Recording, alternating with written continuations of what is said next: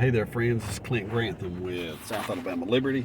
I'm going to make several videos this morning, so if you see this video with this hat and this shirt, don't assume that you've seen it. Look at the title.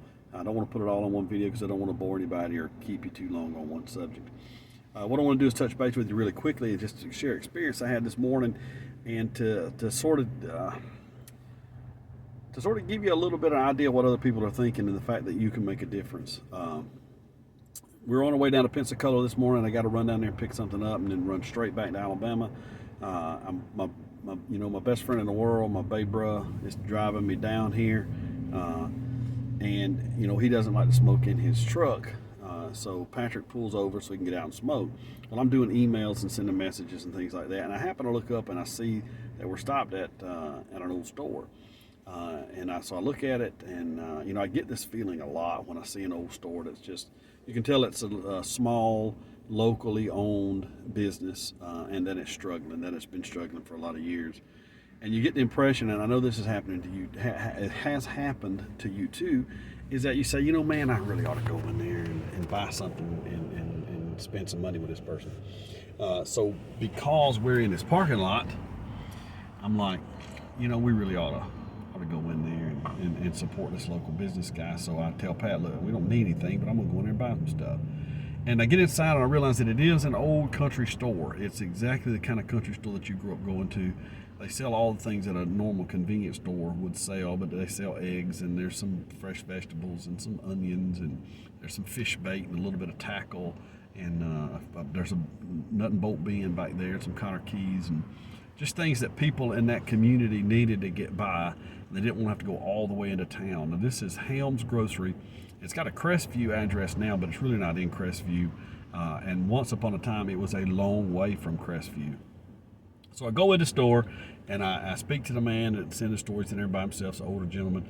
And, he's real talkative to me, and he says a couple things that expresses his concern about his position and his situation, and concern about the situation of the country. So we started to talk just a little bit, and it's an old country store, and I can see this man's real passionate about what he's saying, and a lot of old country stores just have a stool, so I just pulled up a stool and started talking to the man. And the more I talked to him, I realized that I was led to go into that store, and I needed to go into that store because that man needed somebody to hear him.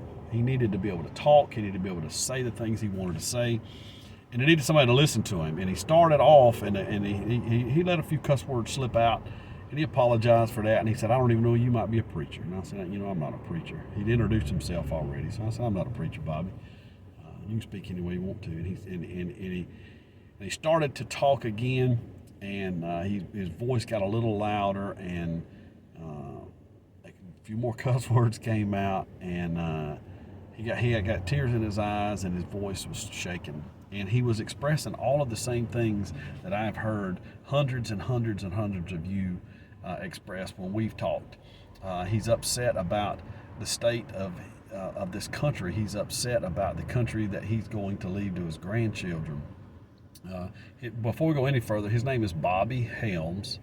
And if you are a praying person, add Bobby Helms from Crestview, Florida to your prayer list. This man is frustrated and upset. He doesn't know what he's going to do. He doesn't know how he's going to keep his business open. He's upset about all of the same things that you're upset about. And the more I sat there and talked to him, I'll just give you a rundown on his story. His father opened Helms Grocery in a different building, a building that was a little closer to the road, and they serviced that community. When anybody in that community needed things, this is the store that they went to. Most of the people in that community he talked about couldn't pay for what they needed at the moment they needed it. A lot of them could pay by the week, and some of them couldn't pay you but once a month. But that's what they did. They just kept a file of 3x5 business cards under the counter, and you would just write what you owed on that card, and when you could settle up, you settled up with them. And it was that kind of store.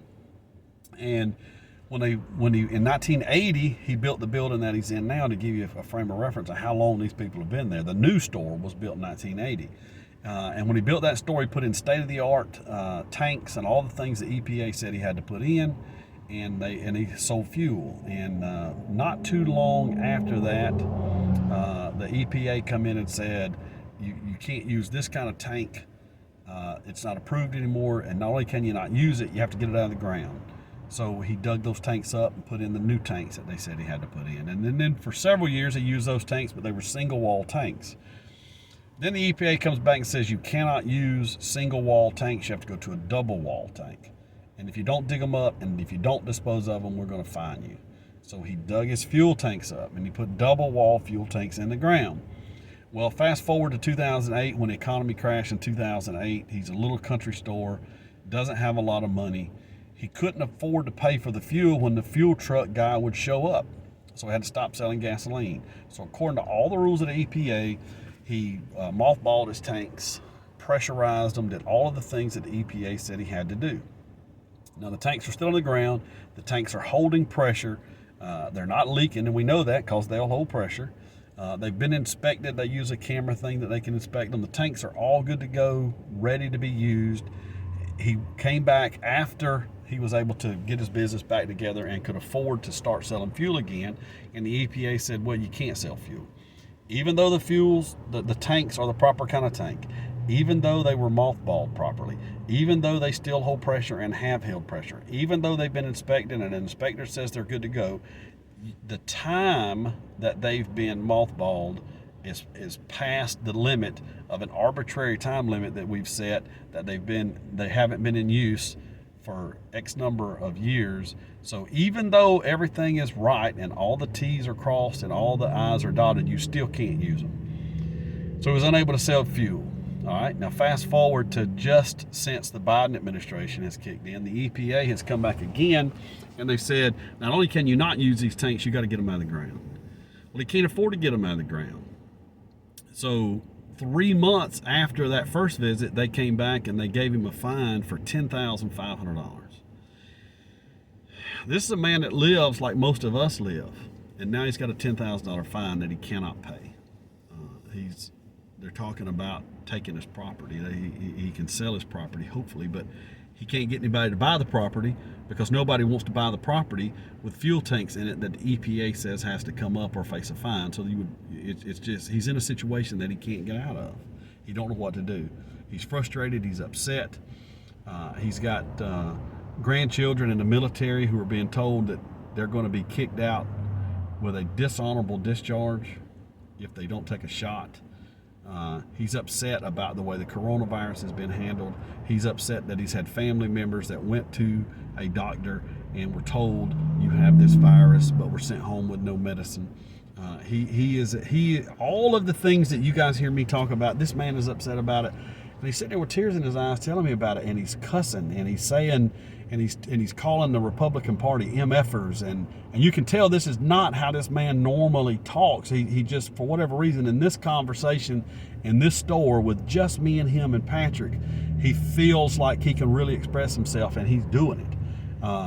He's talking about how these Dollar General stores have moved in, and not only have the Dollar General stores moved in, that most of the people that they employ are not people in that community. That people drive from Crestview out there to work in these stores. He's got a Dollar General store on one side of him about 2 miles that's been built, and he's got a Dollar General store in the other direction about 3 miles that's been built. And because this area has grown up so much, Dollar General's got 2 stores in there that are not hardly 6 miles apart.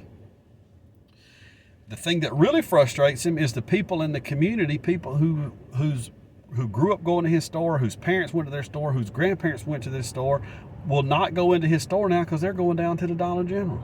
So even the people that in the community that he has supported with his business and been there when they needed him, now those people are going down the road to the Dollar General.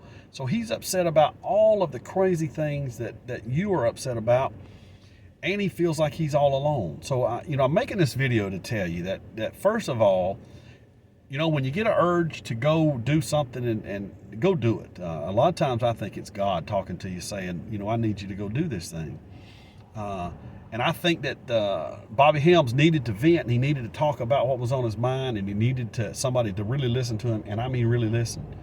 So The people that are trying to control us don't want us to talk to one another. They want you to feel frustrated. They're gaslighting you. They want you to think you're crazy, and they want you to think you're all alone. So if you'll get out and start talking to people, you'll realize you're not all alone. You know, Bobby said over and over and over in this conversation that he was glad that I came in there, and he was glad that I was willing to talk, because he felt so frustrated because he don't know what to do, because he thinks he's by himself, and he's not by himself.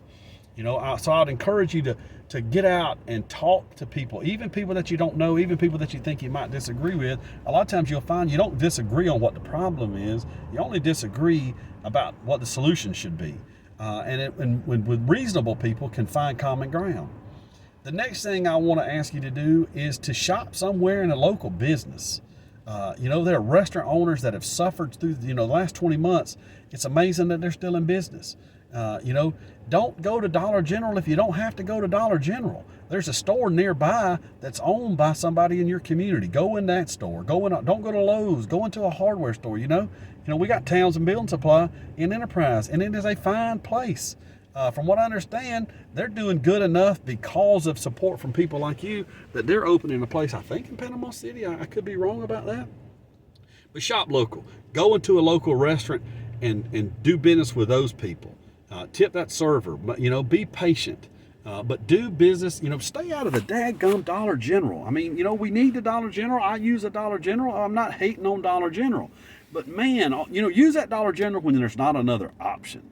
And the most important thing I want to try to get across this morning is, bow your head and get on your knees, and let's pray for this country. Let's pray for one another.